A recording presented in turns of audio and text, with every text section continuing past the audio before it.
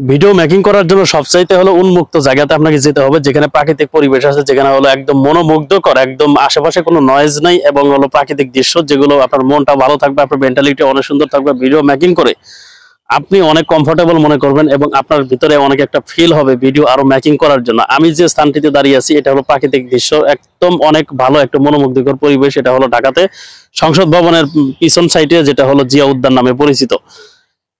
তো যেখান থেকে আপনি ভিডিও মেকিং করেন সেখানে ভিডিওটা আপনি যা বলতেছেন এবং আপনার যা মুখের ল্যাঙ্গুয়েজ, আপনি যেটা পাবলিককে, আপনি যেটা ফলোয়ারকে বুঝাইতে চাচ্ছেন, সেটা যদি ক্লিয়ারলি ভাবে সাউন্ডটা যদি ভালো হয় বা আপনার কথার ধরনটা যদি ভালো হয়, সেক্ষেত্রে মানুষে আপনার ভিডিওটা দেখবে। কারণ আপনি কিন্তু ভালো টিপস, আপনি কিন্তু ভালো অভিজ্ঞতা একজন পার্সন, আপনি কিন্তু ভালো পরামর্শ তাদেরকে দিবেন। এমন কোনো পরামর্শ তো তাদেরকে দেন না যেটা হলো তাদের লাইফ খারাপ হবে বা তাদের কোনো দেখা যাচ্ছে যে কোনো লাইফের জন্য ঝুঁকি হয়ে যাবে, এরকম ধরনের কোনো পরামর্শ না।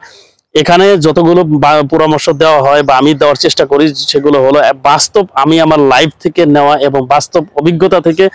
বাস্তব অভিজ্ঞতার উপরে আমি মনে করি আর চেয়ে বড় শিক্ষার জীবনে কোনো কলেজ, স্কুল, মাদ্রাসা বা বিভিন্ন বিশ্ববিদ্যালয় বা বিসিএস ক্যাডার করেও কিন্তু এই বাস্তব অভিজ্ঞতার যে হলো শিক্ষা, এই শিক্ষা কিন্তু কোথাও কিন্তু পাওয়া যায় না।